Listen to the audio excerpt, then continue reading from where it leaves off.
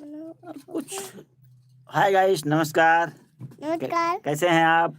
हम ठीक हैं। आप ठीक हैं? हाँ। तो इतना ठीक हो तो इतना सैड होके क्यों बोल रही हो? इतना दुखी होके क्यों बोल रही हो भाई? अरे सब लोग मुझको मार दिए। सब लोग मार दिए आपको? हाँ। अच्छा भाई। तो कितने लोग मिलके मारे आपको? एक लोग और 3 लोग। एक और लोग और 3 लोग मिलके आपको मारे। हाँ। अच्छा, अरे एक बात बताओ, आप इतना दुखी क्यों रहती हो? क्योंकि मैं उसके लिए अपनी नानू के लिए अच्छी रहती हूँ। अच्छा, दुखी क्यों रहती हो? अभी आप बता रही थी पापा क्या पापा वाली बात। मेरे पापा उनको छोड़ के चले गए। आपके पापा आपको छोड़ के चले गए?